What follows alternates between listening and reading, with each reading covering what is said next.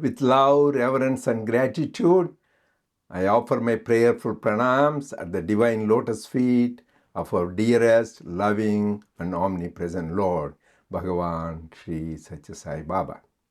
Dear brothers and sisters, loving Sai Ram to all of you. We celebrate Aradhana Day on April 24th of each year to express our gratitude and love to our Lord Bhagawan Sri Sathya Sai Baba for the love, grace and blessings he showered all of us. The Nirguna Nirakara Brahman, the God without name, form, attribute, time, space and causation, in his infinite love and compassion, descended on the earth as an incarnation, Paripurna Avatar, Bhagavan Sri Sathya Sai Baba, on November 23, 1926. He showered his love, grace and blessings on millions around the world. Then on April 24th, 2011, the Lord, the Saguna Sakara Brahman, the sweet Lord decided to transition to Nirguna Nirakara Brahman, again the formless reality as omnipresent form. So he continues to be with us as our eternal companion now. As we say, he was with us, he is with us, and he will be with us forever. It is beautifully you can compare to ocean of Satchidananda, ocean of knowledge, existence and bliss, where there will be icebergs because of the prayers of the devotees. This comes as iceberg, you can compare to an avatar, and again it melts back into the Satchidananda. So we still continue to enjoy the Satchidananda as our eternal companion. So how can we express gratitude to this Lord? That is through Aradhana. What does Aradhana mean? Aradhana means loving worship or adoration of the Lord. So how do you do this loving worship? Swami gave the beautiful example of the greatest devotee of Lord Krishna, Radha. And in the very name Radha, Swami says it has three words. One is Adhar, that is basis. Then Dhara, that is the flow. And then Arad, that is the worship. Radha considered God to be the only Adhar, only basis and only sustenance and support. And for that, she did the dhara, that means incessant flow of love towards God. So this incessant flow towards God, so that becomes arad, became the aradhana. So worship is really the incessant, pure love for God that becomes the worship. Then how do you do this worship? Swami covered this in his discourse in July 1996. And Swami talked about the various types of Aradhana. He says there are 4 types of Aradhana. One is Satyavati Aradhana. Second is Angavati Aradhana. Third is Anyavati Aradhana. Fourth is Nidanavati Aradhana. Just let us dwell on each one of these as per the divine teachings. Swami says Satyavati Aradhana is the one which is based on truth of the Lord. Here, the spiritual seeker sees the Lord in every cell and every atom of the creation at every moment. That is what Swami beautifully said. It is Kana Kanamu, Kshana Kshanamu, Anu Anu Bhagavantudu. That means in every cell, every atom, and every moment he experiences God. Then becomes, Isha Vashyamidam Sarvam, as the Upanishads say, that everything is permeated by God. That is the experience. Another way we said is, scriptures say, Sarvam Vishnumayam Jagat. Everything is pervaded by the Lord. There is no difference. That is the experience people get. This is the Satyavati Aradhana. Then comes the Angavati Aradhana. Here, people worship God in certain manifestation. In this, God is worshipped in the manifestation of the 5 elements, namely earth, water, fire, air, and space. Because everything in the universe is composed of these 5 elements, including our human beings. In our human body, the best example you can see the manifestation of Pancha Tanmatras. These are representation of the Pancha Bhutas, 5 elements. That is the hearing, sight, touch, smell, and taste. So when we worship these 5 elements, so our thing will be sanctified by the divine vibrations. Then the third Aradhana comes as Anyavati Aradhana. Here, God is manifested relating to a symbolism. Consider God relating presence through a symbol or a form or both. For example, in Judaism, people worship Star of David as a representation of God, where God is there in all directions and protecting in all ways. In Christianity, the symbol is cross, representing the love and sacrifice of Jesus Christ on the cross. And in Islam, the symbol is crescent moon with a star to show the guiding light in darkness. In Sanatana Dharma, the symbol is Pranava, Om, which represents all names and forms, the Nirguna Nirakara Brahman. Not only God is worshipped in the symbolic form, it is also worshipped in a form, with a name and form.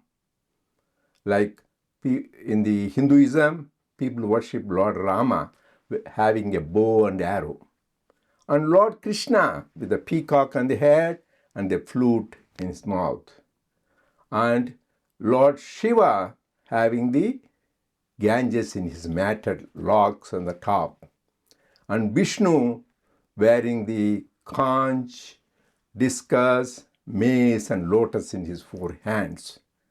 And like goddess of learning, Mother Saraswati having these veena, musical instruments.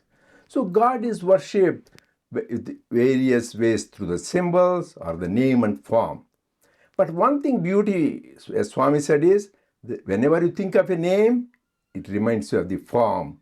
And when you think of the form, it shows you the name. So the name and form are completely interrelated, and then thus they remind you the presence of God. Then the 4th one comes the Nidanavati Aradhana. This is an important way Swami emphasized this. This relates to the Navavidha Bhakti, 9 forms of devotion. In the Srimad Bhagavatam, the great scripture, Swami loved it, talked about it many times. These 9 types of worship are described in the Canto 7, Chapter 5. This little boy, Prahlada, the 5-year-old boy, tells his father, Hiranyakashipu, the demon king, who Swami says is one of the greatest scientists ever known, because he could control all the 5 elements and the stars, moon, and sun. But he was very unhappy man.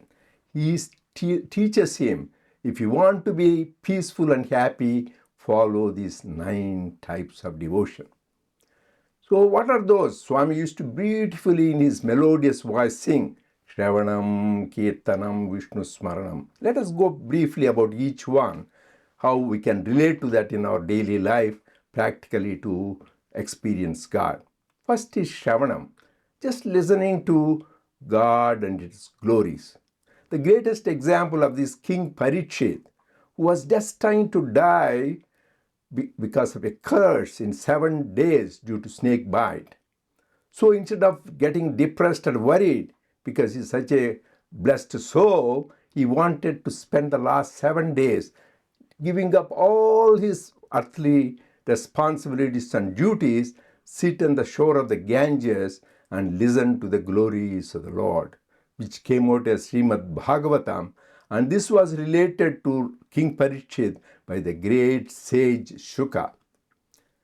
And in the modern age, how can we relate to that? We can definitely listen to the glories of God, and we are fortunate. We have divine discourses given by our Lord Sai, so we can listen to that. That is the greatest Shravanam.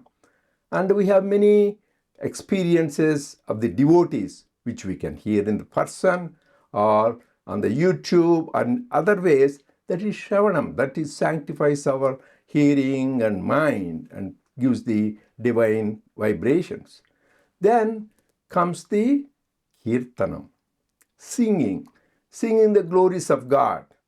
The greatest example is sage Narada, the celestial sage who always to sing the glories of Lord Vishnu.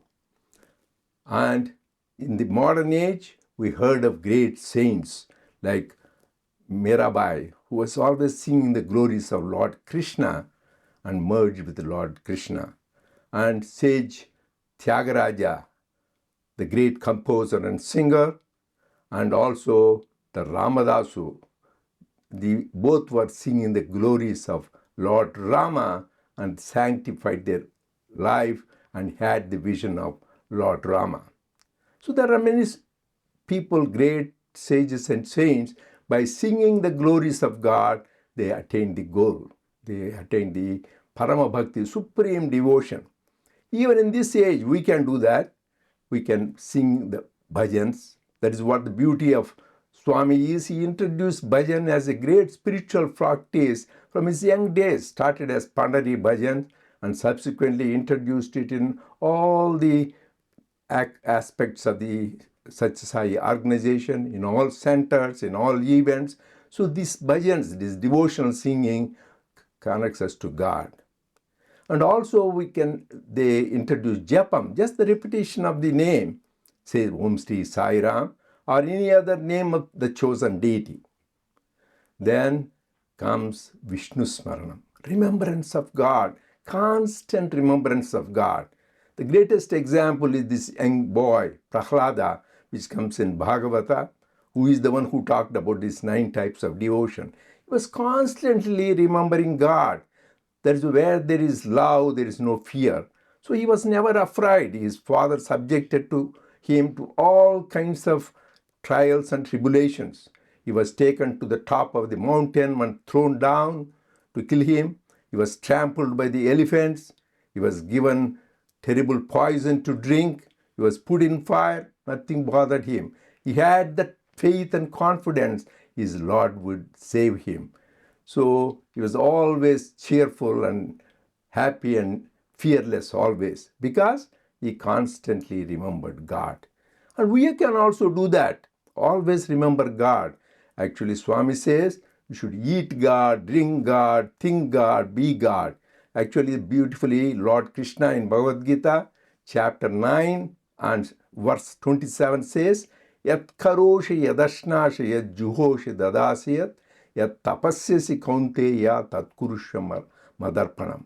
Whatever you do and whatever charities you give, whatever penance you do, so whatever you eat and drink, you give it to me. So when we are taking a shower, we think about God, that becomes a sacred ablutions.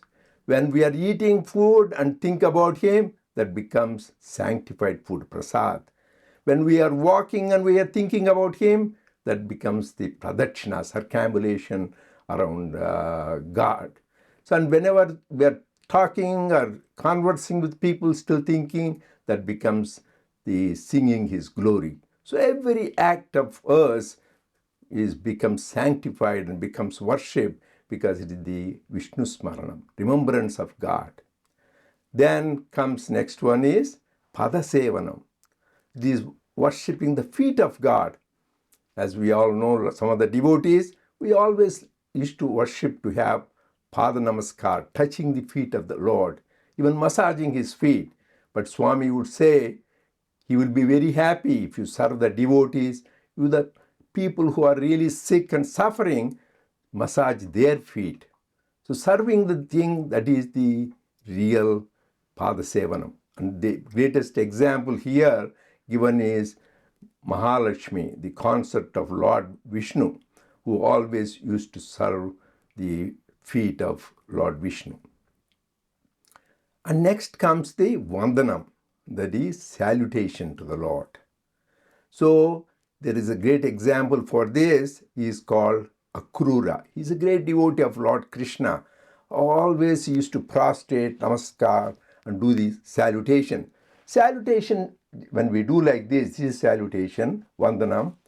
It's just not a mechanical expression of just respect, but all the 10 senses, 5 karmendriyas, organs of action, 5 jnanendriyas, 5 organs of perception, are totally dedicated to God in His service. Then it becomes Vandanam.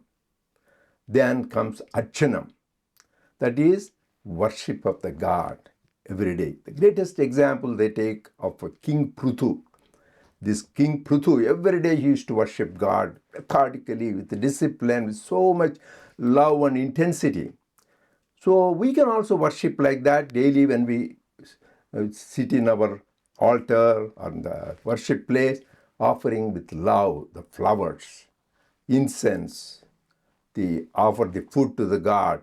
This is called, there is a Sodasha Upachara, there are 16 types of way you can invoke the living presence of God, and you think you are serving making him come and sit, giving him a place to sit, and garland him, put sandal paste, give offer food. But Swami says there is one aspect, but you should transcend to that. The flowers, Swami says, you can pluck the flowers or buy the flowers and offer. But main flower, you should give the flower of the heart. That is what pleases him, without the pests of desire, anger, greed, jealousy, attachment, and pride. That pure flower, heart flower, is the one he appreciates. And similarly, when we offer the fruit, we offer many types of fruit, but really he likes karma pala. Do good actions, the results of those good actions give to him. And also he says, when we offer the water in the worship, you offer the blissful tears you have talking to God. Then you also offer the leaves, tulasi leaves, bilwa leaves. So offer your body as a leaf, sanctified by selfless service to all. Then comes the dasya. Next stage is attitude of service, servitude. The greatest example for this is Hanuman, Lord Hanuman. That is why, even though he is the greatest devotee of Lord Rama, he is worshipped as divinity itself. So the example is Swami himself, Sai Rama, gave so much importance to him. His statue of 65 feet, it is there towering over all other deities in the Hillview Stadium. Swami extolled his virtues, his devotion, and gave many discourses. So how to really be absorbed in the service of God, thinking about him all the time. Because they say every hair of his would resound with the name of Lord Rama. And we also can get involved in service. That is why we are very blessed. Swami has given this platform of Sri Sathya Sai International Organization, founded, nurtured, guided, and continues to be guided by him, wherein we can do service to many people around the world. Not only people, we can serve the animals, we can serve the nature, we can serve everything if we have that longing to do the service. We have many opportunities available, whether giving food or water or shelter, education, health. So we should try to do that. That is dasyam. Then comes next is sakhyam, friendship with God. The greatest example is Arjuna. There are many more. Kuchela, many people are there who develop the relationship with God as a friend. Because a friend there is a different relationship. You can freely communicate with him all your joys and sorrows, and we are one with them, real friend. But Swami says the real friend is God. We should feel God is a real friend because he is the one who has pure, unconditional love, and he is eternal. He is there with us all the time. Wherever we go, we carry with him. And we can carry a free conversation with the God as our friend. So we should develop that attitude of friendship. That is why it comes as the 8th step, even before the last stage, which is called Atma Nivedanam, which is complete surrender to God. The greatest example for that is Emperor Bali. He's a great king, known for his great qualities, but except he had ego. So God wanted to crush his ego and teach him a lesson. So he comes in the form of Vamana and asks him some gift. But this great king, this great emperor, was so generous. So he gave a word, I will give you whatever you want. And he goes on sacrificing everything he had, his kingdom, his possessions, everything, including his own life. And the blessing he receives is every year he is worshipped in the land of Kerala, remembering him. And he was also blessed by the Lord to be the eternal ruler of these nether worlds. Swami also extols his virtues. Complete surrender, that is the last word in spirituality. We should also surrender. Swami says, what should we surrender? Our thought, words, and deeds, our body, mind, and soul. But Swami beautifully says, what are there for you to surrender? That body belongs to me, mind belongs to me. Just realize nothing belongs to you. That itself is surrender. And when we develop that complete surrender, we'll always be happy. And we realize whatever happens, happens by God's will. And that is for our good. That's why one time I asked Swami, I want to do some service. He gave me one different time, 2 important messages. Swami told me the greatest service you can do, because I was interested in doing medical service, the other activities which Swami gave me the opportunities to do. But Swami says the greatest service you can do is find out who you are. Find out that our real nature, that we are the embodiments of divine Atma, that we are the embodiments of divine bliss, we are embodiments of divine love. That is the great service. Another time, so I asked Swami what more I can do. Then he says, can you do one thing for me?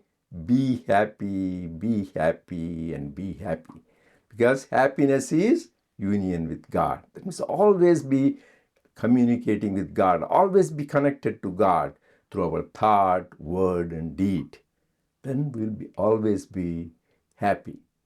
Let us all pray to Swami to bless us so that we'll have this pure, one-pointed, intense devotion so that we reach the goal supreme in this very lifetime.